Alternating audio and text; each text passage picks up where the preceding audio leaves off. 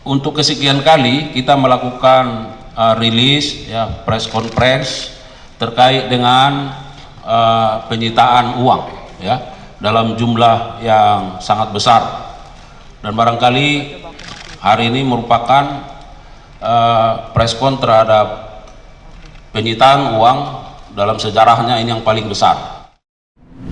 Bapak Ibu sekalian dan rekan-rekan media, dapat kami sampaikan sebagai pengantar, nanti ada dua hal penting yang kegiatan kita pada siang hari ini, masing-masing Pak Direktur Penuntutan dan Pak Direktur Penyidikan akan menyampaikannya nanti. Yang pertama, bahwa untuk kesekian kali kita melakukan rilis ya, press conference terkait dengan penyitaan uang ya dalam jumlah yang sangat besar, dan barangkali hari ini merupakan preskon terhadap penyitaan uang dalam sejarahnya ini yang paling besar ya. Nanti akan disampaikan secara substansi oleh Pak Direktur Penuntutan.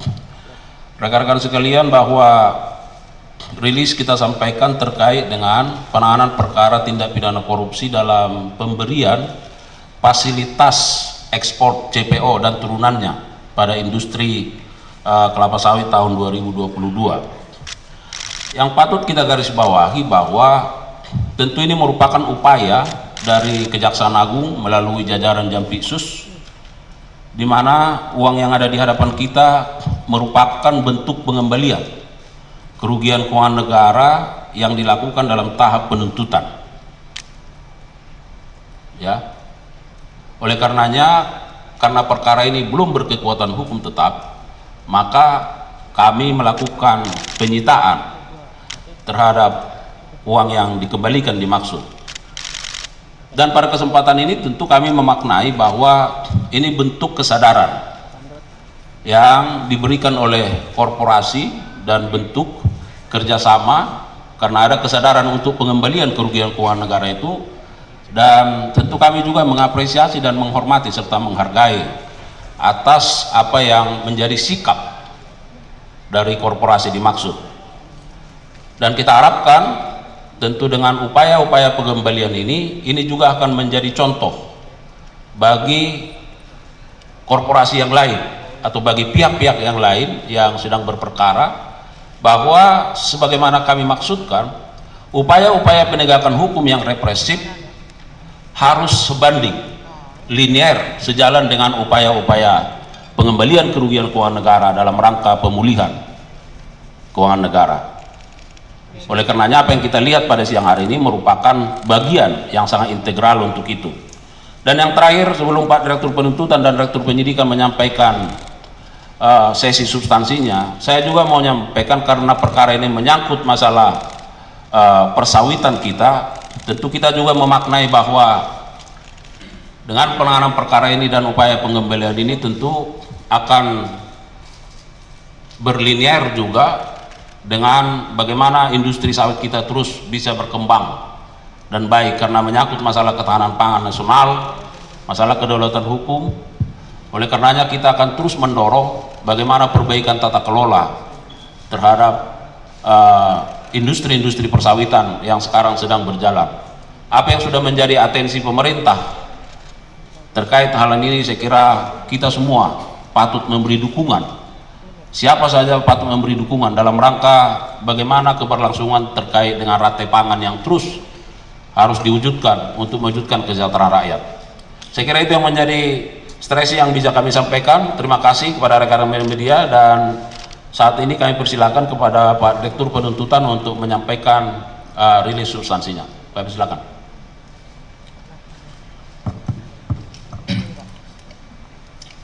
Terima kasih.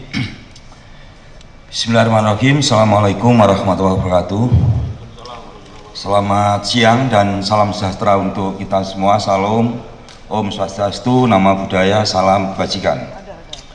Yang saya hormati Pak Kapus Penkum serta jajarannya, Pak Direktur Penyidikan, Pak Direktur Upaya Hukum Luar Biasa, Eksekusi dan Eksaminasi, rekan-rekan para awak media Jadi pada siang hari ini ada beberapa hal yang ingin kita sampaikan.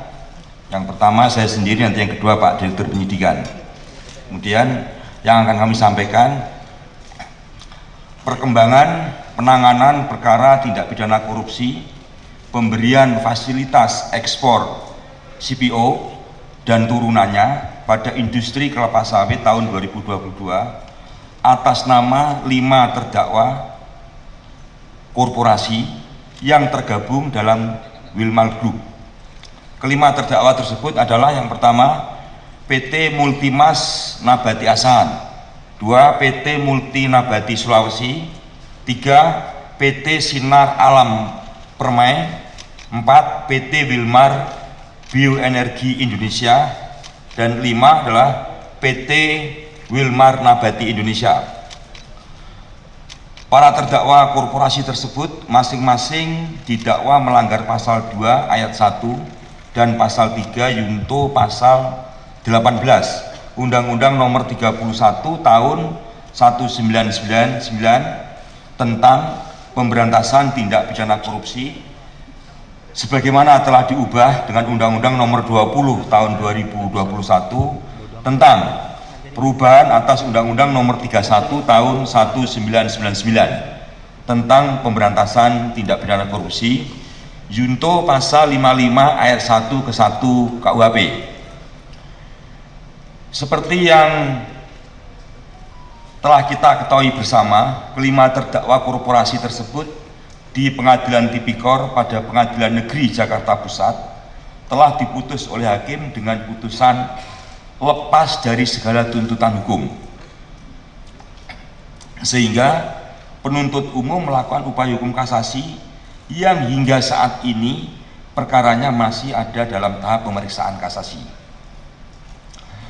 Bahwa berdasarkan penghitungan hasil audit oleh Badan Pengawasan Keuangan dan Pembangunan dan laporan kajian analisis keuntungan ilegal dan kerugian perekonomian negara dari Fakultas Ekonomi dan Bisnis UGM, terdapat kerugian negara dalam 3 bentuk: kerugian keuangan negara, illegal gain, dan kerugian perekonomian negara, seluruhnya sebesar 11 triliun 880 miliar 351 juta 802.619 rupiah. Dengan perincian tadi saya sebutkan, yang pertama PT Multimas Nabati Asahan sebesar 3 triliun 997 miliar 42 juta 917.832 rupiah 42 sen. PT Multi Nabati Sulawesi sebesar 39 miliar 756 juta 429.964 rupiah 94 sen. Kemudian yang ketiga PT Sinar Alam Permai sebesar 483 miliar 961 juta 45.417 rupiah 33 sen. Yang keempat PT Wilmar Bioenergi Indonesia sebesar 57 miliar 303 juta 38.077 rupiah 64 sen. Dan yang kelima Wilmar Nabati Indonesia sebesar 7 triliun 302 miliar 288 juta 371.326 rupiah 78 sen. Bahwa dalam perkembangannya kelima terdakwa korporasi tersebut beberapa saat yang lalu mengembalikan sejumlah uang kerugian negara yang ditimbulkan, total seluruhnya seperti kerugian yang telah terjadi, yaitu 11 triliun 880 miliar 351 juta 802.619 rupiah. Uang tersebut sekarang kami simpan di rekening penampungan lain di RPL Jaksa Agung Muda Tindak Pidana Khusus pada Bank Mandiri. Bahwa selanjutnya terhadap jumlah uang yang telah dikembalikan tersebut, penuntut umum telah melakukan penyitaan berdasarkan penetapan izin penyitaan dari Ketua Pengadilan Negeri Jakarta Pusat nomor 40-pit-sus-datar-TPK-2025 PN Jakarta Pusat.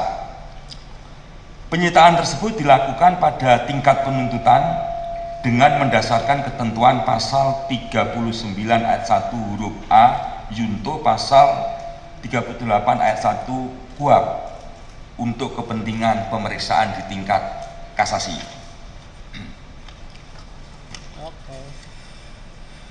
Selanjutnya, setelah dilakukan penyitaan, kami mengajukan tambahan memori kasasi yang sebelumnya sudah kita ajukan, yaitu memasukkan uang yang telah kami sita tersebut menjadi bagian yang tidak terpisahkan dari memori kasasi, sehingga keberadaannya dapat dipertimbangkan oleh Hakim Agung yang memeriksa kasasi, khususnya terkait uang tersebut, supaya dikompensasikan untuk membayar seluruh kerugian negara yang ditimbulkan akibat perbuatan korupsi yang dilakukan oleh para terdakwa korporasi. Para rekan media, yang kita lihat sekarang ini di sekeliling kita ini ada uang, ini total semuanya nilainya 2 triliun. Uang ini merupakan bagian dari uang yang tadi kita sebutkan 11 triliun 880 miliar 351 juta 802.619 rupiah. Jadi kenapa tidak kita rilis secara bersama senilai jumlah tersebut? Ini karena faktor tempat dan faktor keamanan tentunya, sehingga kami berpikir jumlah ini cukup untuk mewakili jumlah kerugian negara yang timbul akibat perbuatan para terdakwa korporasi yang tergabung dalam Wilmadlu. Demikian rilis kami siang ini. Waktu dan tempat saya kembalikan pada Pak Kapus Penkum. Ya baik, terima kasih untuk Pak Direktur Penuntutan. Jadi harapan kami rekan-rekan media mungkin bisa lebih lama mengamati dulu uang-uang yang sebanyak ini, ya.